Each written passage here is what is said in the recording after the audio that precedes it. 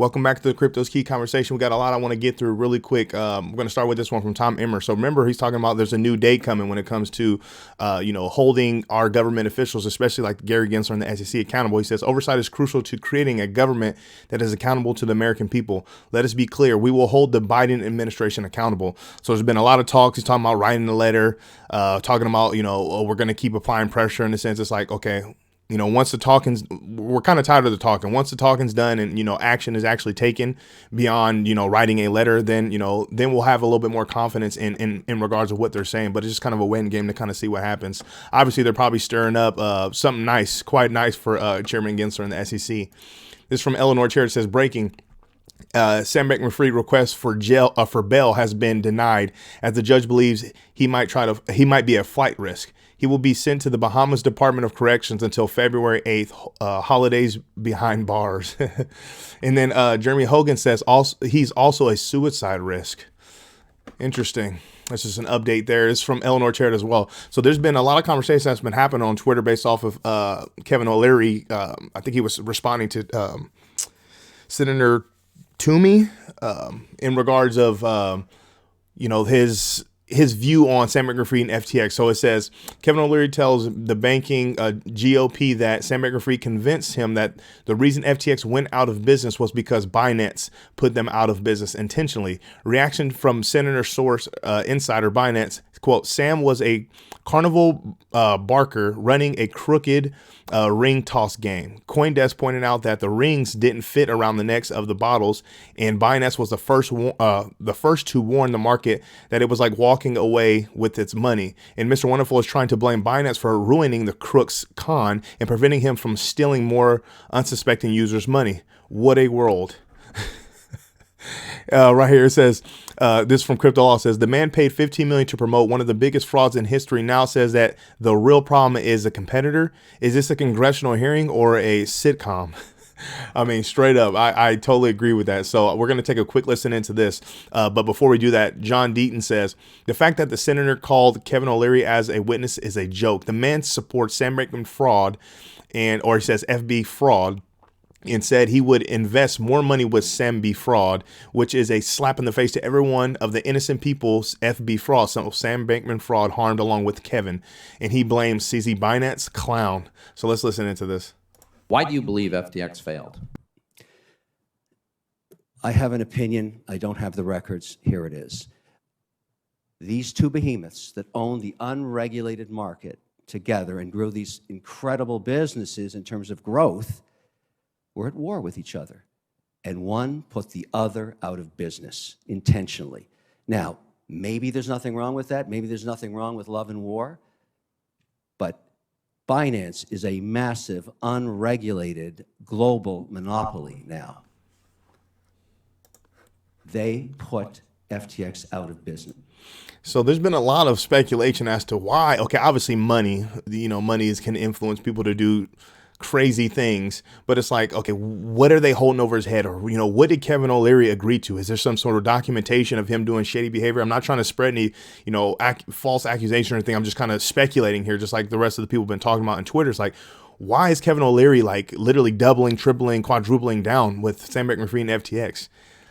Kind of I guess anyone's guess, but it's just quite interesting. There's some more people like Moon Lambo that had responded. Says Kevin OLeary says it's a Binance that put FTX out of business rather than acknowledging that Sam Bankman-Fried's exchange was a completely fraudulent Ponzi scheme that fell apart because SBF stole customer funds, used it for other stuff.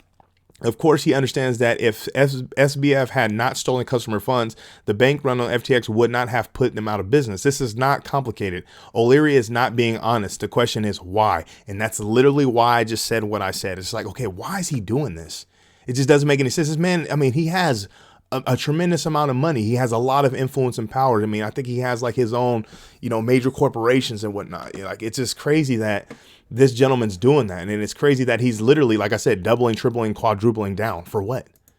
This is from David Schwartz. It says, does this man have no shame? Against the entire weight of the absurdly massive amount of evidence, he blames that FTX collapse on Binance. Let me just say that if Binance had anything to do with FTX collapsing, They were doing a public service because the sooner this growing cancer, a fraud from day one, gets stopped, the better for all of us.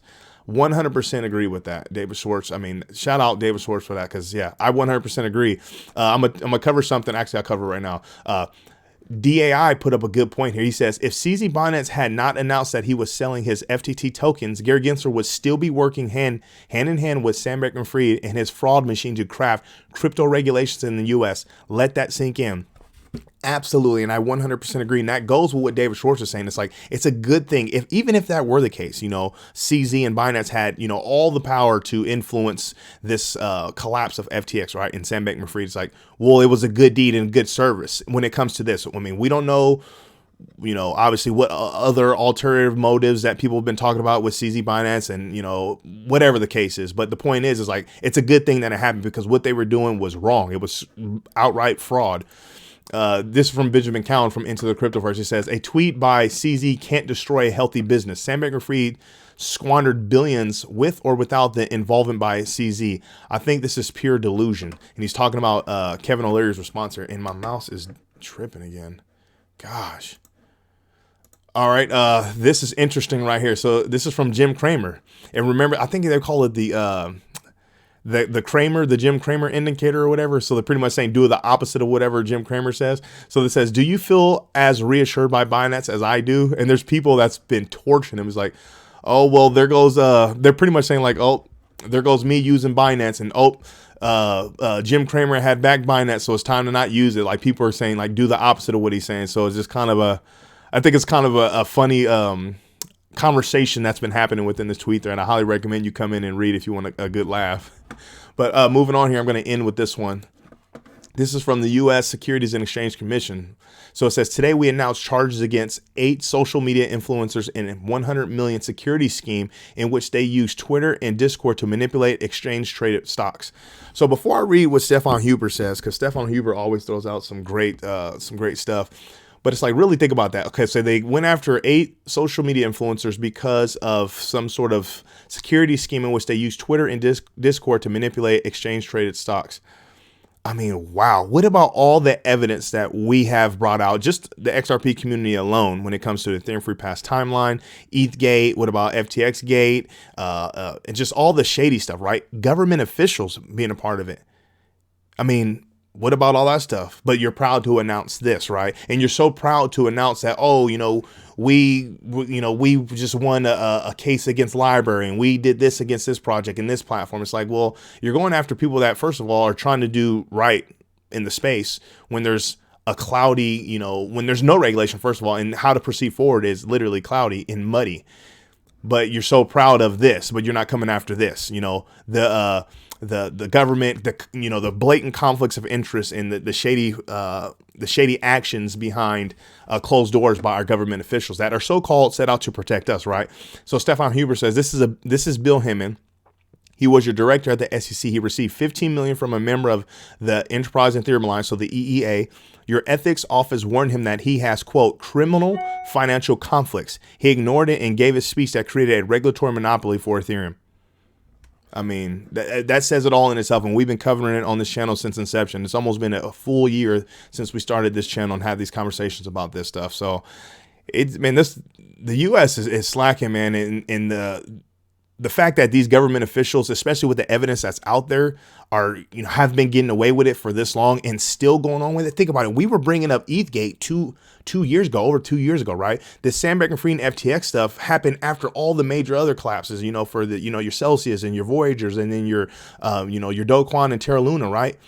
So now you have the Sam Bankman-Fried and FTX stuff, but it's like, we just found out more shady stuff from our own SEC chair. Why was he meeting with Sam Bankman-Fried so much? Why were they trying to create some sort of regulations for, for crypto, for the entire crypto space, right? While giving some leniency to Sam Bankman-Fried and FTX. Like, why? Why picking and choosing favorites? Why is this, happening behind closed doors with Sam Bankman-Fried? But it's like, it's no surprise for us. But it's just crazy how like more evidence is piling on itself. And it's not like it's the same thing. It's not like it's, one factor or one variable within the whole ETHgate scandal or the Ethereum Free Pass. It's like multiple different scenarios and situations pretty much painting a bigger picture more evidence that's compounding on itself that shows like, hey, this is wrong and you're caught. But like, when is true action going to be taking place? When is that new day coming? That's what I'm worried about. And that's what I've been thinking about. But, we're going to keep covering what's going on within the space. Hopefully we get some more clarity within the space, especially when it comes to this Ripple versus SEC stuff. Obviously there was rumors about a settlement happening tomorrow. In my personal opinion, I don't think it is. I think it was just another FUD campaign to spark some excitement, right? And then the day comes and nothing happens, and then there's a sell-off. Who knows? But at the end of the day, we know that there's an end game to this. The case can only go for so long. We obviously feel, bright about Ripple's position within litigation. And obviously we truly believe that it's going to set precedent for the entire industry. So we'll see what happens, man. But make sure you come to the Crypto is Key Conversation YouTube channel. Subscribe, follow us on Twitter at Crypto is Key 1. I really appreciate you guys' support. With all that being said, stay strong out there. Be safe.